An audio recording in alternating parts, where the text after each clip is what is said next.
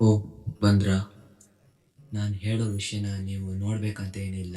Just earphone ಹಾಕೊಂಡು just ಕಣ್ಣು ಮುಚ್ಕೊಂಡು ನೋಡ್ರೆ ಸಾಕು, ಅದೆಲ್ಲ ನಿಮ್ಮ ಮುಂದೆ ಬಂದಂಗಾಗುತ್ತೆ. ನಾನು ಇವಾಗ ಏನು ಹೇಳ್ತಿದ್ದೀನೋ ಅದು ಬಿಗ್ ಶಾಟ್ ಔಟು ನಿತಿನ್ ಲೈಫಲ್ಲಿ ನಡೆದಿರುವ ರಿಯಲ್ ಇನ್ಸಿಡೆಂಟ್ ಆಗಿರುತ್ತದೆ. ಓಕೆ, ಕತೆ ಕಡೆ ಬರುವ. ಏನಂದ್ರೆ, ನಿತಿನ್ ಒಬ್ಬ ಮಿಡಲ್ ಕ್ಲಾಸ್ ಫ್ಯಾಮಿಲಿಗೆ ಬಿಲಾಂಗ್ಸ್ ಮಾಡುವ ಹುಡುಗ. ಅವನು ಬೆಂಗಳೂರಲ್ಲಿ ಇರ್ತಿದ್ದ. ಅವನ ತಂದೆ 9 to 5 ಕೆಲಸ ಮಾಡ್ತಿದ್ರು. ಅವರ ತಾಯಿ ಮನೆ ಹತ್ರ ಇರುವ ಕ್ರಿಶ್ಚಿಯನ್ಸ್ ಸ್ಕೂಲ್ನಲ್ಲಿ ಟೀಚರ್ ಆಗಿದ್ರು. ತಂದೆ ಜಾಬ್ ಅಲ್ಲಿ ಏನು ಕಿರಿಕಿರಿ ತೊಂದ್ರೆ ಏನು ಇರ್ಲಿಲ್ಲ. ಆದ್ರೆ ತಾಯಿ ಜಾಬ್ ಅಲ್ಲಿ ಸ್ವಲ್ಪ ಕಿರಿಕಿರಿ ತೊಂದ್ರೆ ಇತ್ತು. ಯಾಕಂತ ಹೇಳಿದ್ರೆ ಆ ಸ್ಕೂಲಲ್ಲಿ ತುಂಬಾ ಕ್ಯಾಸ್ಟಿಸಮ್ ಇತ್ತು. ಅದೇನಂದ್ರೆ, ಕ್ರಿಶ್ಚಿಯನ್ ಟೀಚರ್ಸ್ ಏನೇ ತಪ್ಪು ಮಾಡಿದ್ರು ಅವರು ಅಷ್ಟೊಂದು ಟ್ರೀಟ್ ಮಾಡ್ತಿರ್ಲ, ಅಂದ್ರೆ ಬೈತಿರ್ಲ, ಏನು ಮಾಡ್ತಿರ್ಲ. ಆದ್ರೆ ಅದೇ ತರ ಬೇರೆ ಧರ್ಮದ ಟೀಚರ್ಸ್ ಏನಾದ್ರು ತಪ್ಪು ಮಾಡ್ರೆ ಅವ್ರನ್ನ ಟ್ರೀಟ್ ಮಾಡೋದು ಬೇರೆ ತರನೇ ಇರ್ತಿತ್ತು. ಆದ್ರೆ ಆ ಸ್ಕೂಲ್ ಮ್ಯಾನೇಜ್ಮೆಂಟ್ ಅವ್ರನ್ನ ಎಷ್ಟೇ ಟಾರ್ಗೆಟ್ ಮಾಡಿದ್ರು ನಿತಿನ್ ಅವ್ರ ತಾಯಿ ಅವರು ತಲೆನೇ ಕೆಡ್ಸ್ಕೊಂತಿರ್ಲಿಲ್ಲ. ಹಾಗೆ ನಿತಿನ್ ಅವ್ರ ತಾಯಿ ವರ್ಕ್ ಮಾಡ್ತಿದ್ದಂತ ಸ್ಕೂಲ್ ಬಗ್ಗೆ ಹೇಳಕ್ ಹೋದ್ರೆ, ಆ ಸ್ಕೂಲ್ ಬಗ್ಗೆ ತುಂಬಾ ದಿನದ ಹಿಂದೆ ಒಂದು ನ್ಯೂಸ್ ಬಂದಿತ್ತು. ಅದೇನಂತ ಹೇಳಿದ್ರೆ, ಆ ಸ್ಕೂಲಲ್ಲಿ 9th ಸ್ಟ್ಯಾಂಡರ್ಡ್ ಓದ್ತಿರುವಂತ ಹುಡುಗಿ ಸತ್ತೋಗಿರ್ತಾಳೆ. ಅವಳು ಸತ್ತೋಗಿರೋದು ಹೇಗಂತ ಯಾರಿಗೂ ಗೊತ್ತಿರಲ್ಲ. ಈ ಘಟನೆ ತುಂಬಾ ವರ್ಷಗಳ ಹಿಂದೆ ನಡೆದಿದ್ರಿಂದ ಹಳೆ ಸ್ಟಾಫ್ಗಳೆಲ್ಲ ಚೇಂಜ್ ಆಗಿರ್ತಾರೆ. ಆದ್ರೆ ಹೊಸ ಸ್ಟಾಫ್ಗಳಿಗೆ ಈ ಘಟನೆ ಬಗ್ಗೆ ಅಷ್ಟೊಂದು ಗೊತ್ತಿರಲ್ಲ. ಆದ್ರೆ ಸ್ಕೂಲಲ್ಲಿ ಎಲ್ರಿಗೂ ಗೊತ್ತಿರೋ ಹಾಗೆ 6th ಫ್ಲೋರ್ ಹಾಂಟೆಡ್ ಆಗಿದೆ ಅಂತ. ವರ್ಷ 2018. ನಿತಿನ್ 7th ಸ್ಟ್ಯಾಂಡರ್ಡ್ ಮುಗಿಸಿ 8th ಸ್ಟ್ಯಾಂಡರ್ಡ್ ಅವ್ರ ಅಮ್ಮ ವರ್ಕ್ ಮಾಡ್ತಿದ್ದಂತ ಸ್ಕೂಲಲ್ಲಿ ಜಾಯ್ನ್ ಆಗ್ತಾನೆ. ಅವನು ಒಂದ್ ಸ್ಕೂಲ್ ಬಿಟ್ಟು ಇನ್ನೊಂದ್ ಸ್ಕೂಲಿಗೆ ಬಂದಿರೋದ್ರಿಂದ ಅವನಿಗೆ ಸ್ಟಾರ್ಟಿಂಗ್ ಯಾರು ಫ್ರೆಂಡ್ಸ್ ಸಿಗೋದಿಲ್ಲ. ಆದ್ರೆ ಹೋಗ್ತಾ ಹೋಗ್ತಾ ಒಳ್ಳೆ ಫ್ರೆಂಡ್ಸ್ ಸಿಗ್ತಾರೆ. ಹೀಗೆ ಒಂದಿನ ಆ ಫ್ರೆಂಡ್ಸ್ ಎಲ್ಲ ಸೇರಿ ಮಾತಾಡ್ತಿರ್ಬೇಕಾದ್ರೆ ಆ ಹಾಂಟೆಡ್ ಟಾಪಿಕ್ ಅನ್ನೋದು ಅವರಿಗೆ ಬರುತ್ತೆ. ನಿತಿನ್ ಸ್ಕೂಲ್ಗೆ ಹೊಸಬ ಆಗಿರ್ಬೋದು, ಆದ್ರೆ ಅವನಿಗೆ ಸ್ಕೂಲ್ ಬಗ್ಗೆ ಎಲ್ಲಾ ವಿಷಯ ತಿಳಿದಿರ್ತದೆ. ಹೇಗಂದ್ರೆ, ಅವ್ರ ತಾಯಿ ಮನೆಯಲ್ಲಿ ಎಲ್ಲಾ ವಿಷಯನೂ ಸ್ಕೂಲ್ ಬಗ್ಗೆ ಹೇಳಿರ್ತಾರೆ. ಆ ಸ್ಕೂಲಲ್ಲಿ ಏನೋ ಒಂಥರ ಕೊರತೆ ಇದೆ ಅಂತ. ಈಗ ಫ್ರೆಂಡ್ಸ್ ಎಲ್ಲ ಸೇರಿ ಮಾತಾಡ್ತಿರ್ಬೇಕಾದ್ರೂ ಅದೇ ಟಾಪಿಕ್ ಬಂದಿದೆ. ನಿತಿನ್ ಫ್ರೆಂಡ್ ಆಗಿರೋ ಉತ್ಕರ್ಷ್ ಹೇಳ್ತಾನೆ, ಇಲ್ಲ ಇಲ್ಲ, ಇಡೀ ಸ್ಕೂಲ್ ಏನೋ ಹಾಂಟೆಡ್ ಅಲ್ಲ, ಆದ್ರೆ 6th ಫ್ಲೋರ್ ಮಾತ್ರ ಹಾಂಟೆಡ್.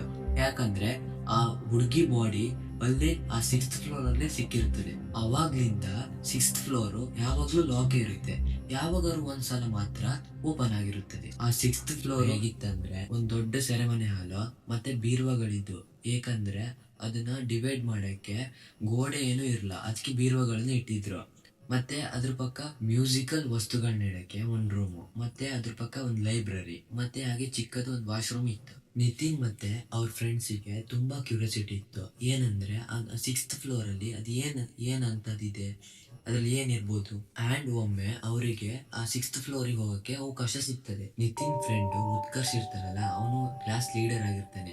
ಅವನಿಗೆ ಒಂದಿನ ಟೀಚರ್ ಕರೆದು ಹಳೆ ಎಕ್ಸಾಮ್ ಪೇಪರ್ದು ಆನ್ಸರ್ ಶೀಟ್ ಇರ್ತಾವಲ್ಲ, ಅದನ್ನ 6th ಫ್ಲೋರ್ ಅಲ್ಲಿರೋ ಲೈಬ್ರರಿ ಇಟ್ಬಾ ಅಂತ ಹೇಳ್ತಾರೆ. ಆ ಆನ್ಸರ್ ಶೀಟ್ ತುಂಬಾ ಭಾರ ಇರೋದ್ರಿಂದ ಉತ್ಕರ್ಷ್ ನಿತಿನ್ ಮತ್ತೆ ಒಬ್ಬ ಫ್ರೆಂಡ್ ನ ಕರೀತಾನೆ. ಬರ್ರು, 6th ಫ್ಲೋರಿಗೆ ಹೋಗಕ್ಕೆ ತುಂಬಾ ಚಾನ್ಸ್ ಸಿಕ್ಕಿದೆ, ಹೋಗೋಣ ಅಂತ. ಸೊ ಈಗ 3 ಜನ ಸೇರಿ 6th ಫ್ಲೋರ್ ಅಲ್ಲಿರೋ ಲೈಬ್ರರಿಗೆ ಆನ್ಸರ್ ಶೀಟ್ ಇಟ್ ಬರಕ್ಕೆ ಅಂತ ಹೋಗ್ತಾರೆ. ಆ 3 ಜನನು 6th ಫ್ಲೋರಿಗೆ ಎಂಟರ್ ಆಗ್ತಾರೆ. ಮತ್ತೆ ಅವ್ರ 3 ಜನ ಬಿಟ್ರೆ ಮತ್ತೆ ಅಲ್ಲಿ ಯಾರು ಇರಲ್ಲ. ಆಮೇಲೆ ಅವರು ಆ ಲೈಬ್ರರಿಗೆ ಹೋಗಿ ಆನ್ಸರ್ ಶೀಟ್ ನ ಇಡ್ತಾರೆ. ಯಾಕೆ ಹೇಳ್ರು, ಈ 6th ಫ್ಲೋರ್ ನ ನೋಡಿ ಭಯ ಬೀಳ್ತಾರೆ, ಮತ್ತೆ ಇಲ್ಲಿ ಅಂತದ್ ಏನಿದೆ ಅವರೆಲ್ಲ ಒಟ್ಟು ಸೇರಿ ಅಕ್ಕಪಕ್ಕ ನೋಡ್ತಾರೆ. ಆಗ ಇನ್ನೊಬ್ಬ ಫ್ರೆಂಡ್ ಕೈಗೆ ಒಂದು ಡೈರಿ ಸಿಗ್ತದೆ. ಅದು ಡೈರಿ ಆಗಿರಲ್ಲ, 2012ರಲ್ಲಿ ಬರ್ದಿರೋ ಫೆಲ್ವರ್ ನೋಟ್ ಆಗಿರ್ತದೆ. ಆ 3 ಜನ ಸೇರ್ಕೊಂಡು ಆ ಬುಕ್ಕನ್ನ ಆ ಲೈಬ್ರರಿ ಓದ್ತಾರೆ. ಆ ಬುಕ್ಕಲ್ಲಿ ಏನಿರುತ್ತೆ ಅಂತ ಹೇಳಿದ್ರೆ, ಆ ಸ್ಕೂಲಲ್ಲಿ ಸತ್ತೋಗಿರ್ತಾರಲ್ಲ ಆ ಹುಡುಗಿ ಬಗ್ಗೆ ಬರ್ದಿರುತ್ತೆ. ಈಗ ಅದ್ರಲ್ಲಿ ಏನಿದೆ ಅನ್ನೋದು ಓದ್ತೀನಿ.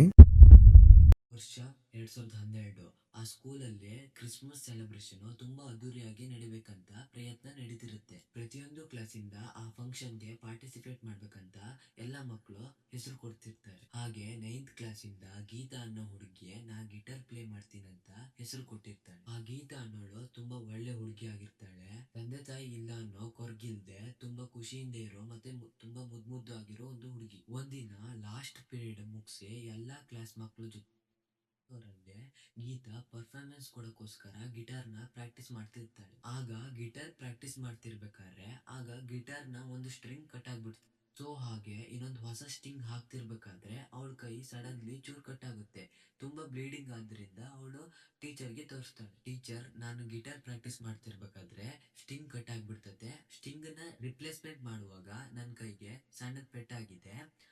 ತುಂಬಾ ಬ್ಲೀಡಿಂಗ್ ಆಗ್ತಿದೆ ಅಂತ ಹೇಳ್ತಾರೆ. ಆಮೇಲೆ ಟೀಚರ್ ಹೇಳ್ತಾರೆ, ಸರಿ ನೀ ಇಲ್ಲಿ ಕೂತ್ಕೋ, ನಾ ಕೆಳ ಹೋಗಿ ಮೆಡಿಕಿಟ್ ತಗೋಬರ್ತೀನಿ ಅಂತ ಹೇಳ್ತಾರೆ. ಟೀಚರು ಅಲ್ಲಿಂದ ಹೋಗ್ತಾರೆ. ಆ ಹುಡುಗಿ ಟೀಚರಿಗೋಸ್ಕರ ಸೆರೆಮನೆ ಹಾಲಲ್ಲಿ ವೇಟ್ ಮಾಡ್ತಾ ಕೂತಿರ್ತಾರೆ.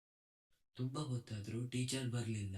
ಅಂಡ್ ಆ ಸೆರೆಮನೆ ಹಾಲಲ್ಲಿ 6th ಫ್ಲೋರ್ ಅಲ್ಲಿ ಪ್ರಾಕ್ಟೀಸ್ ಮಾಡ್ತಿದ್ದಂತ ಎಲ್ಲಾ ಕ್ಲಾಸ್ ಮಕ್ಕಳು ಒಬ್ಬೊಬ್ಬರಾಗಿ ಮನೆಗೆ ಹೋಗ್ತಿದ್ರು. ತುಂಬಾ ಹೊತ್ತಾದ್ರೂ ಟೀಚರ್ ಬರ್ಲಿಲ್ಲ ಅಂತ ಹೇಳಿ ಮತ್ತೆ ಕೈಯಲ್ಲಿ ತುಂಬಾ ಬ್ಲೀಡಿಂಗ್ ಆಗ್ತಿದ್ರಿಂದ ತನ್ನ ಬ್ಯಾಗು ಮತ್ತು ಗಿಟಾರ್ನ ಒಂದ್ ಸೈಡ್ ಅಲ್ಲಿ ಇಟ್ಟು ಹ್ಯಾಂಡ್ ವಾಶ್ ಮಾಡ್ಕೊಳಕ್ಕೋಸ್ಕರ ಆ 6th ಫ್ಲೋರ್ ಅಲ್ಲಿರೋ ಕೊನೆಯಲ್ಲಿರೋ ವಾಶ್ರೂಮ್ಗೆ ಹೋಗ್ತಾಳೆ. ಆ ವಾಶ್ರೂಮ್ ಎಲ್ಲಿತ್ತಂದ್ರೆ ಒಂದ್ ಮೂಲೆಯಲ್ಲಿ ಇತ್ತು. ಸಡನ್ ಆಗಿ ಯಾರ ಕಣಿಗೂ ಕಾಣಲ್ಲ. ಸಡನ್ ಆಗಿ ಟೀಚರು ಬರ್ತಾರೆ. ಅಲ್ಲಿ ನೋಡ್ರೆ ಯಾರು ಇರಲ್ಲ, ಹಾಗೆ ಆ ಹುಡ್ಗಿನೂ ಇರಲ್ಲ, ಮತ್ತೆ ಗಿಟಾರು ಬ್ಯಾಗು ಕಾಣಲ್ಲ. ಟೀಚರ್ ಏನ್ ಅನ್ಕೊಂತಾರಂದ್ರೆ ಮೇ ಬಿ ಈ ಹುಡುಗಿಗೆ ಲೇಟ್ ಆಗಿರ್ಬೇಕೇನೋ, ಅದಕ್ಕೆ ಮನೆಗೆ ಹೋಗಿರ್ತಾಳೆ. ಅದಕ್ಕೆ ಇವರು 6th ಫ್ಲೋರ್ ನ ಬೇಗ ಲಾಕ್ ಮಾಡ್ಕೊಂಡು ಹೋಗ್ತಾರೆ. ಆದ್ರೆ ಆ ಹುಡುಗಿ ಇಡೀ ರಾತ್ರಿ ಯಾರು ಇಲ್ಲದೆ 6th ಫ್ಲೋರ್ ಅಲ್ಲಿ ಲಾಕ್ ಆಗಿರ್ತಾಳೆ. ಬಟ್ ಆ ದಿನ ರಾತ್ರಿ ಏನಾಯ್ತು ಅಂತ ಹೇಳಿ ಯಾರಿಗೂ ಗೊತ್ತಿಲ್ಲ.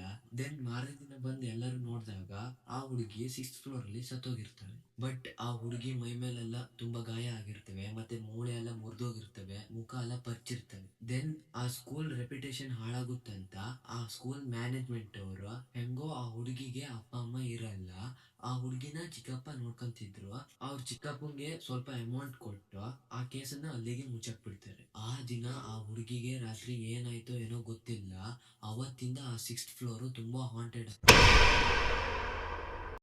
ಮತ್ತೆ ಅಲ್ಲಿಗೆ ಎಲ್ಲರೂ ಹೋಗೋಕೆ ತುಂಬಾ ಹೆದರ್ತಾರೆ. ಆಮೇಲೆ ಉತ್ಕರ್ಷ್ ಹೇಳ್ತಾನೆ, ಈ ಹುಡುಗಿ ಇದೇ ವಾಶ್ರೂಮ್ ಕಡೆ ಹೋಗಿದ್ದು ಅಂಡ್ ಈ ವಾಶ್ರೂಮ್ ಅಲ್ಲಿ ಸಮಥಿಂಗ್ ರಾಂಗ್ ಇದೆ ಅಂತ ಹೇಳ್ತಾನೆ. ದೆನ್ ಆ 3 ಜನ ಸೇರಿ ವಾಶ್ರೂಮ್ ಕಡೆ ಹೋಗ್ತಾರೆ. ಆಮೇಲೆ ಅವರೇನೋ ವಾಶ್ರೂಮ್ ಕಡೆ ಹೋಗ್ತಾರೆ. ವಾಶ್ರೂಮ್ ಏನೋ ತುಂಬಾ ಹಳೇದಾಗಿದ್ರಿಂದ ಆ ಸ್ಕೂಲು ಅದನ್ನ ಮೇಂಟೈನ್ ಮಾಡಿರ, ಹಾಗೆ ತುಂಬಾ ಗಲೀಜಾಗಿರುತ್ತೆ. ವಾಶ್ರೂಮ್ ಒಳಗೆ ಹೋಗ್ತಾರೆ ಮತ್ತೆ ಅವರಿಗೆ ನೆಗೆಟಿವ್ ಫೀಲ್ ಆಗುತ್ತೆ, ಅಂದ್ರೆ ಯಾರೋ ನಮ್ಮ ಮಧ್ಯೆ ಇದ್ದಾರೆ ಅಂತ.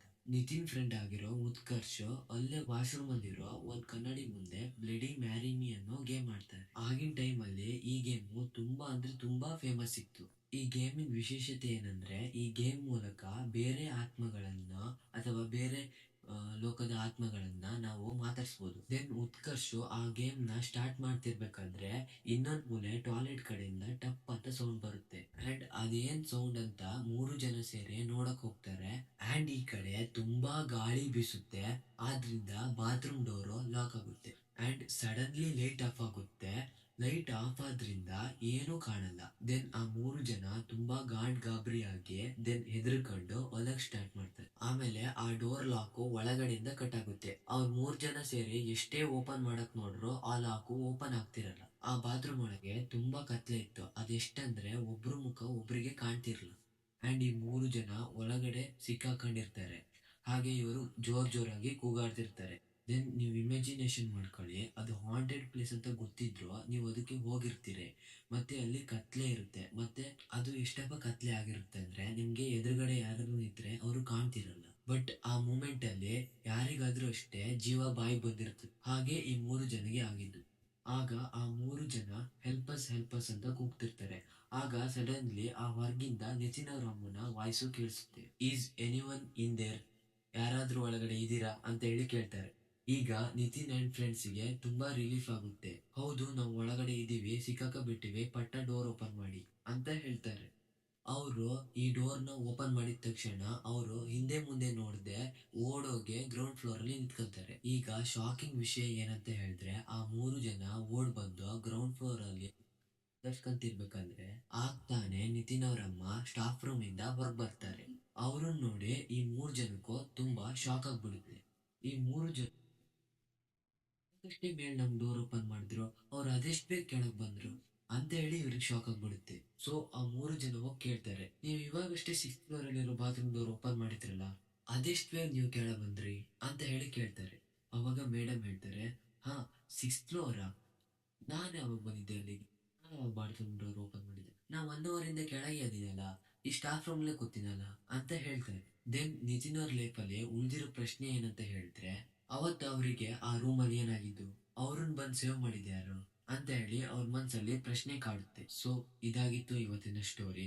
ನಿಮ್ಗೆಲ್ಲರೂ ಈ ವಿಡಿಯೋ ಇಷ್ಟ ಆದ್ರೆ ಸಪೋರ್ಟ್ ಮಾಡಿ, ಲೈಕ್ ಮಾಡಿ, ಶೇರ್ ಮಾಡಿ ಅಂಡ್ ಸಬ್ಸ್ಕ್ರೈಬ್ ಮಾಡಿ. ನಿಮ್ಗೆಲ್ಲರೂ ಈ ಸ್ಟೋರಿ ಇಂಟ್ರೆಸ್ಟಿಂಗ್ ಅನಿಸಿದ್ರೆ ಕಮೆಂಟ್ ಮಾಡಿ.